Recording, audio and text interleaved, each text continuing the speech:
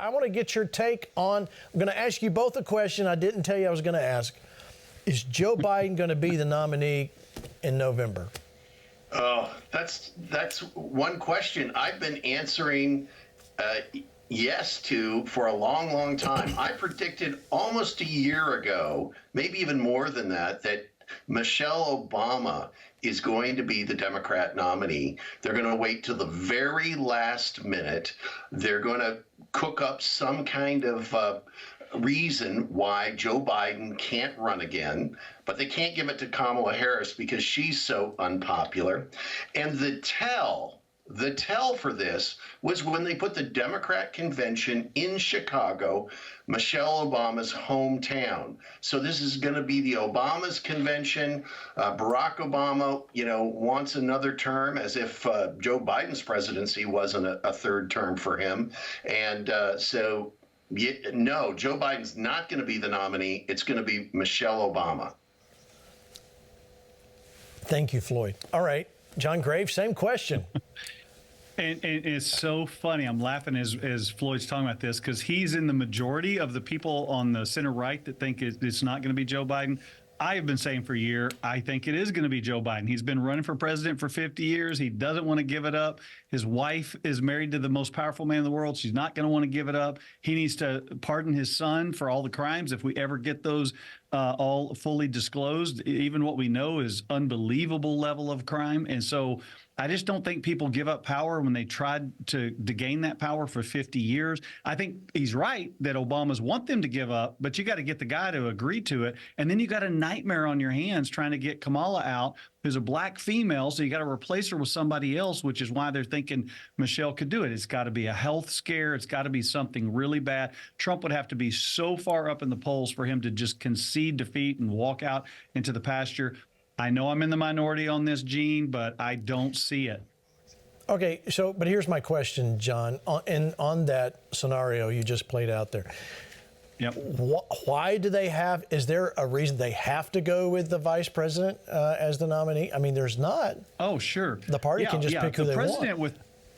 No, the president has to leave first. So there's about 3 layers of this. Okay, if you do it pre-convention, at the convention, or post-convention. The most strategic move for them, if this were to be what they do, has to be after the convention. It's going to be a nightmare if they try to do it before. It's going to cause the convention to be a 1968 blow up in their face. So they'll try to do it after if that's what they're going to do. But in order to, when you remove the president, the vice president steps in. So they would have to have some type of agreement where she's going to go back as a senator of California. That train's left the station. She'd have to get some other assignment to the Supreme Court. There's no opening there. So what do you do? What do you do with the problem like Kamala? I don't know if you want to do this. So they would have to do some backroom deal. They do have in their DNC rules that the super delegates post the convention could do it, which is why I say strategically, if they're going to try to do it, that's what they need to do. Again, this is not as easy as just moving a couple of chess pieces. And I'm being told there's pressure on him to go. He doesn't want to go. So you got to get him to agree to this game plan. He's the president. And so I think some people think he's just a puppet.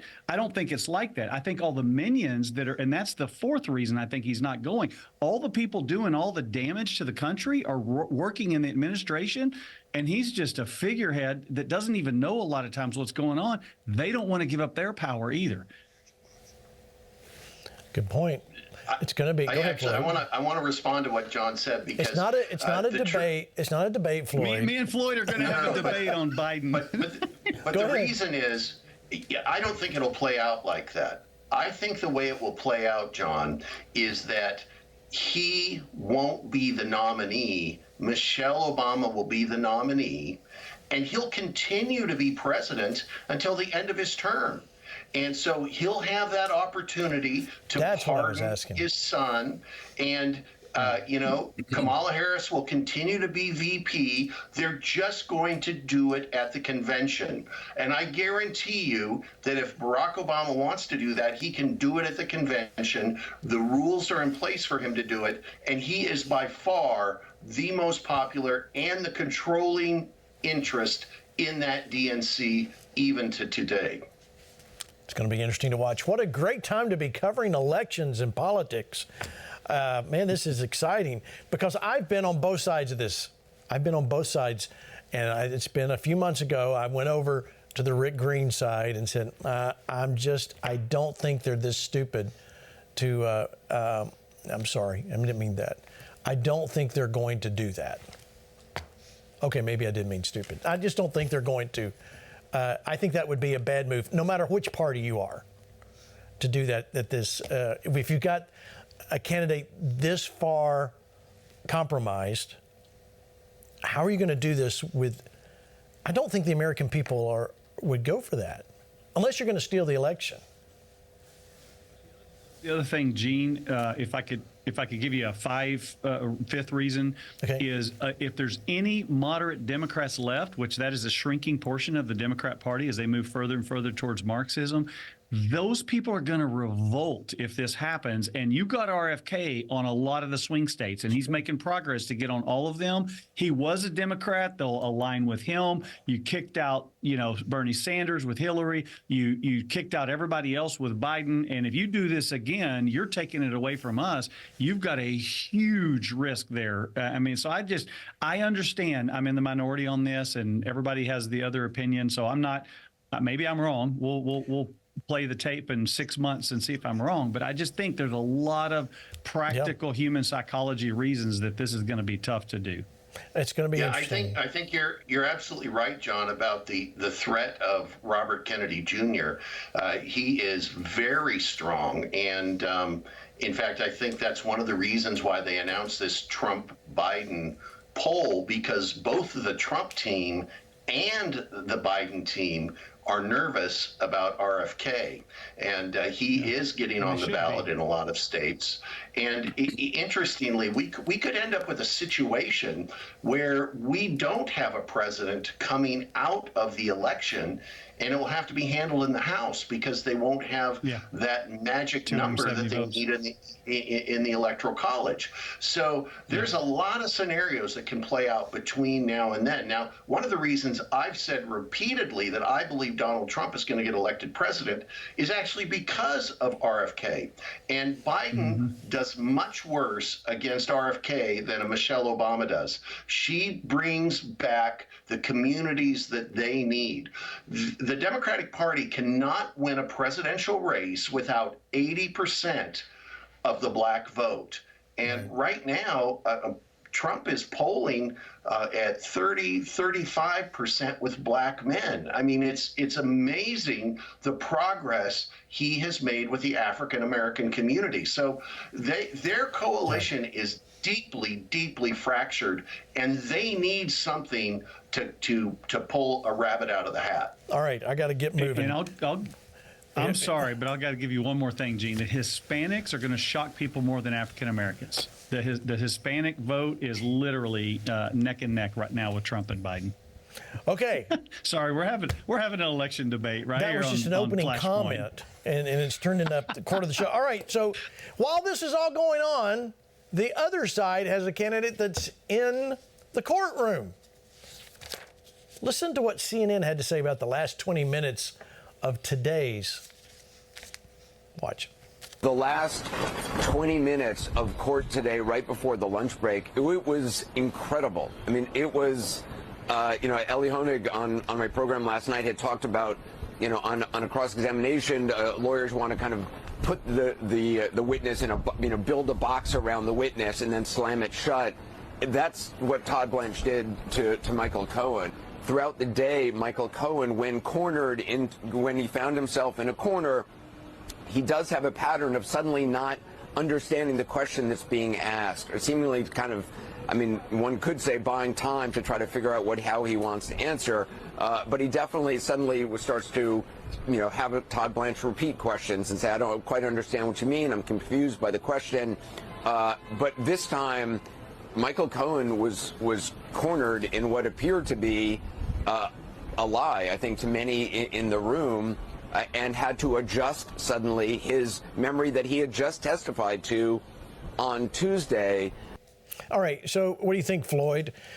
Cohen, was that a disaster for Donald Trump, or not really a big deal. Todd Blanche absolutely devastated Michael Cohen, absolutely devastated him.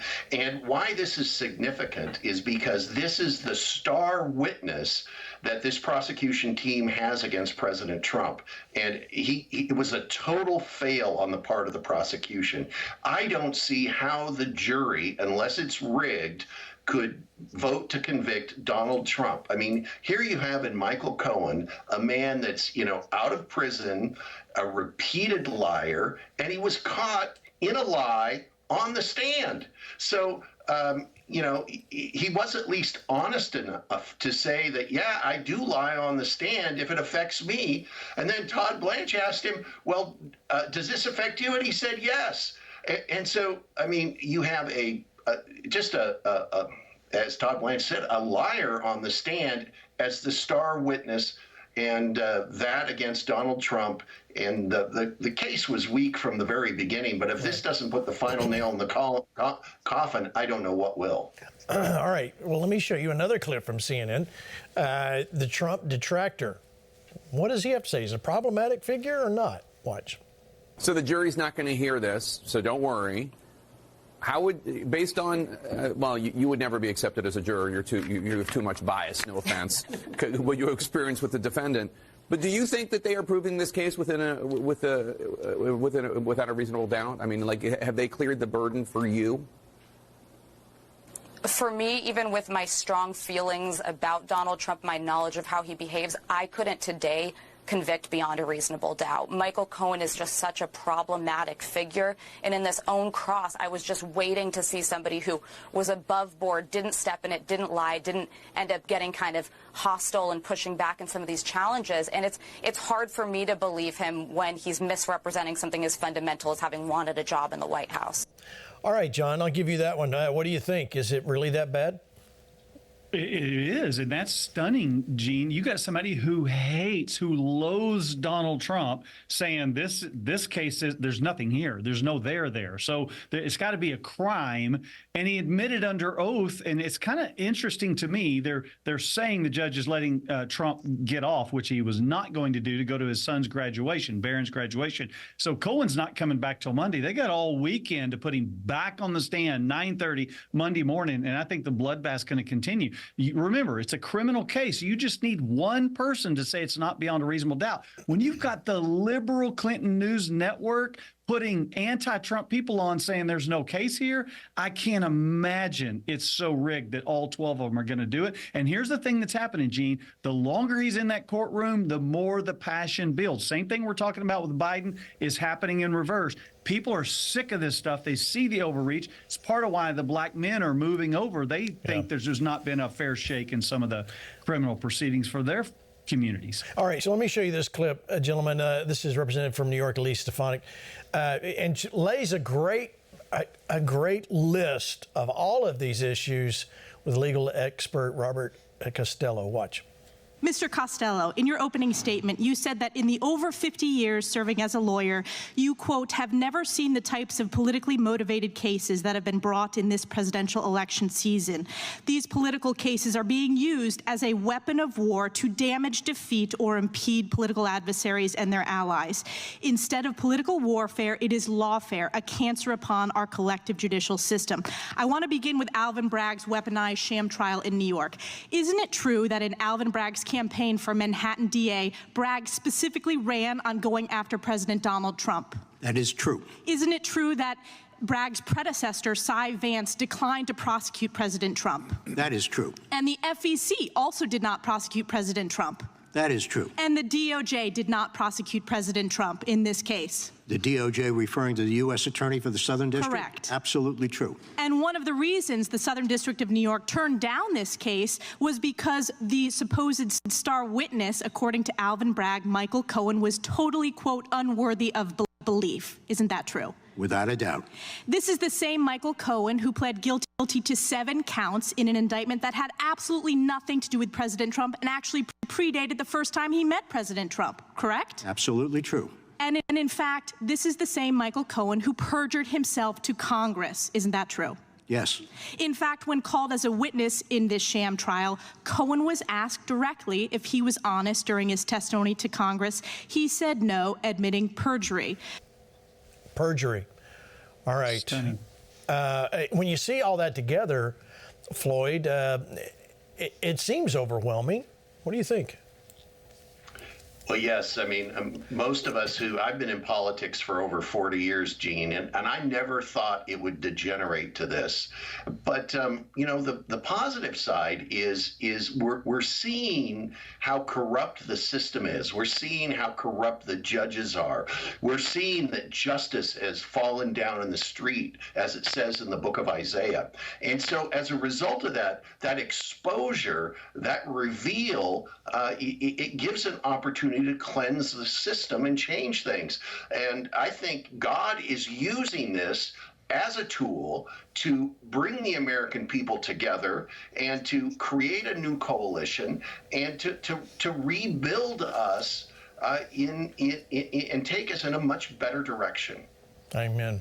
So let's talk a little bit, gentlemen. We've heard that recently, last couple of days, that we've seen that there's a possible debate between Joe Biden and previous President Donald Trump. Let me show you what Jimmy Fallon had to say about the possible debates on NBC. Watch.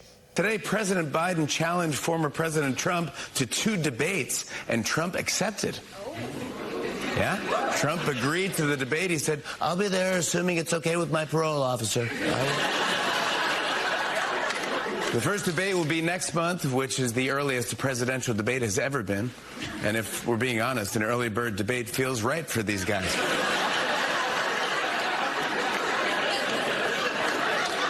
Yeah, Biden and Trump will meet June 27th on CNN, and one of Biden's debate conditions was not having an audience. So that explains why it's on CNN. All right, that's a little TV humor. Audience on CNN. Okay, so John, the part I wanted to show you about Jimmy Fallon there is that he's knocking both candidates here. I mean, he's taking his hit at Trump. He's taking his hit at Joe Biden. What does that say to you? And let me ask you that, not just that, you think there will actually be a debate? Because remember, Biden's made these rules that there can't be anybody in the room and only certain people can do the debate. Your thoughts? Yeah. So you saw at the beginning of the show, you forced me and Floyd Brown into a debate, but it was a civil debate. We didn't talk over each other. There was probably more people clapping for him at home than there was me. What Biden is scared to death of and why he had to do these debates, Trump's been saying anywhere, anytime, any place. He's been pushing them. CNN pushed it out.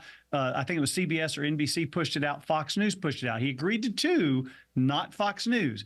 His 3 conditions, Gene, is I want no audience because it's going to be embarrassing for him because he doesn't fire. There's a huge enthusiasm gap between Trump and Biden. Number 2, you have to turn off Trump's mic when I'm speaking because I'm going to say something. That's the last debate that they had in 2020, which is bizarre because you don't have any ability to go back and forth and create the energy. But number 3, I need to have radical left people moderate the debate. And so it's basically Trump saying, I'll do this anywhere, even on your home court with your slanted referees and moderators where I don't have an audience of the American people where everybody can listen to go, that's ridiculous, or I like this, or I don't like this. And so that's added a lot of flair to the debates, gotten a lot of people watching, but he only agreed to 2. He didn't agree to the Fox News debate. So it's at least something. I was a little surprised, but I think he was backed into a corner. He had to do it because the poll numbers are getting worse and worse. Trump is leading in all 7 of the critical swing states that are going to matter in the next 5.5 months from now. All right, Floyd, debates in the past were important because there were, let's talk about the Nixon debates. Look him up. He was a president. When we talk about debate, you've been in politics for all these years, 40. Is it a risk for Trump to do this with such a heavily leaning left situation, or is it going to go his way anyway? Well, first of all, I think it's always a risk for any candidate walking into a debate. I've done debate prep with candidates and I've worked with them, and it really takes hours and hours of studying what are the possible questions, what might you be asked, how will you be asked, how do you respond to that? And many of the best lines at debates are scripted ahead of time, and you have writers that work with you to develop those lines. And so, both sides will do that. So there's always a risk for any candidate. But I think the greater risk in this debate has to be for Joe Biden because of the way he's been struggling from time to time in front of audiences. He'll make mistakes with his teleprompter. He has difficulty remembering a lot of different things. So I think this is a huge risk for him. And going back to our debate at the very beginning, if he does poorly in this early bird debate, it gives even more ammunition for a Michelle Obama candidacy. So this is, I think, part of what we're going to see through the summer. So do you think Joe Biden will show up for this debate? Oh, sorry, that's going back to the beginning. All right. Do you agree with that, John? Michelle will fill in for him. Do you think... with which part? Is this debate, John, a good thing for Trump? Is he walking into Floyd gave a great answer, because anytime you debate, you put yourself at risk. But let's remember, the mistakes of debates gone by. I mean, we can go back and ask Governor Perry about his experience in a debate with a failed question. And we've all had that moment where you just kind of blank out and you forget what you were going to say. But is this a risk for Trump more, or is this a risk for Biden more? Here's what I think. I think it's a risk for Biden more. Trump, think about this. You're on a left-leaning news media. The center right's not going to be watching anyway. And if they are, they're going into it knowing that that's a slanted media. People who still think CNN is balanced news, they still think it's what it was, 15 years ago. It is not. The majority of people now understand that, but there's still, I know people who literally think that's still, accurate news. I do think there's a little bit of pressure just from an integrity standpoint of those moderators to act like they're doing it. It'll be fascinating if they let Joe Biden read from a teleprompter during the debate to answer his questions. If they give him the questions ahead of time, I don't know how. I'm being a little facetious, but it wouldn't surprise me, the world we've been living in. I think the reason Trump's got to do it is he's got to show the cognitive ability. You look at that question in polls, Trump is crushing it over Biden as his ability, because they're both at the 80s or above 80, the oldest presidential candidates in history. So I think to me, it's a big issue for Biden, a bigger risk for Biden than it is for Trump. And to go back to the RFK thing we said earlier, some of the viewers were like, oh, are we promoting him? The reason I said that RFK, that everybody should be worried about that, is over 50% of the people don't want Trump or Biden. But now that we have them, the problem with RFK, he's going to steal very little on the right. The more and more people know about his issues, and the debate is another place to point that out, even though he won't even be on the debate floor. Yeah, it's going to be interesting no matter what. Listen, we've been showing you footage of what's been going on at universities, Ivy League schools, crazy comments coming out, anti-Semitism in record numbers, and people generally trying to reflect back to 1968. However, there was a video that went viral recently, over 8 million views. Let me show this to you.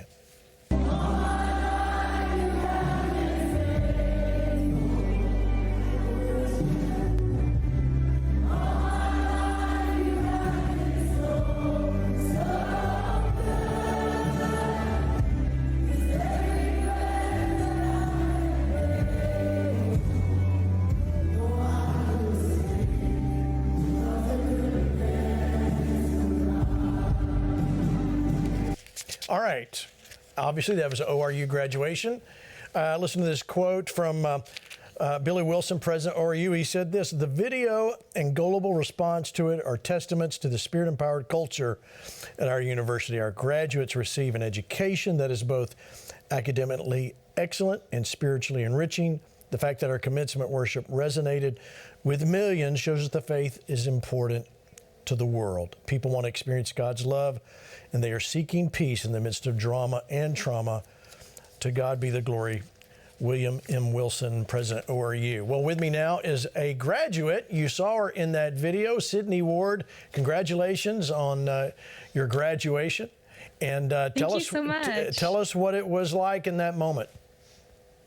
Man, it was wild. I was just having to control my tears because that song just resonates with me so much. It's been a part of my life, like ever since it's come out, and just seeing my friends worship, seeing just the entire historically biggest class of ORU worshiping to that song, and just being by my roommate in that moment was, man, something I'm not going to forget. And knowing that my friends and family were there supporting me it meant the world.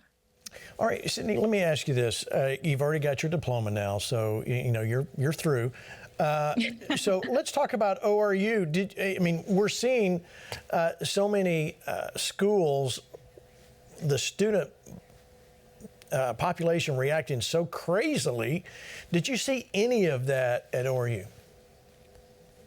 I never saw a single protest or any kind of gathering or any of that.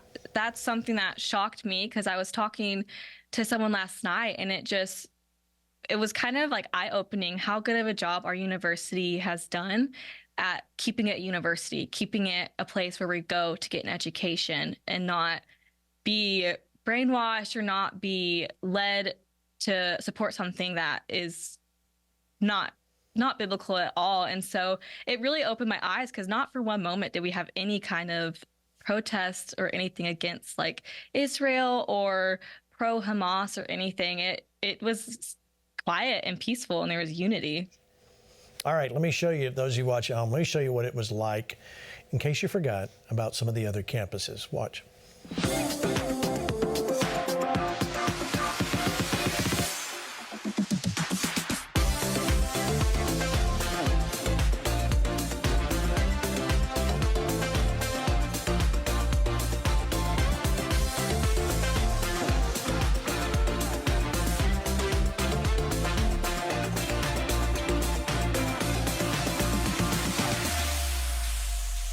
ORU, and what I meant to, and my mistake there, the point I'm trying to, you see the way they were celebrating culture. This is different than what we've seen out of Columbia and Harvard and some of the others. When you see that, John, it gives you hope, doesn't it? It really does, Gene. What it reminds me is getting back to the foundation. Most of the universities, including Harvard and Columbia, were founded on spiritual principles. They were seminaries. They trained pastors. And so when you get away from God, it's an agenda of Marxists, which requires you to have an offense. It requires you to stay in division. That requires you to stay disunified. There's got to be an oppressor and an oppressed. And even if you overcome the oppressor, you got to have a new oppressor. That's the cycle that they get into, where they tear each other apart. And so it's actually pretty stunning. Some of the people that are complaining about things happening in the Middle East, they're the ones that would be beheaded. They would be put in prison. They would be ostracized. They have the freedom to say even foolish things over here, but it's an absolute waste and a destruction. Some of them, Gene, are even not getting to go through their graduation. So I'm loving that you're contrasting that with a biblical worldview. Give me a good education and give it in alignment with the God who created us.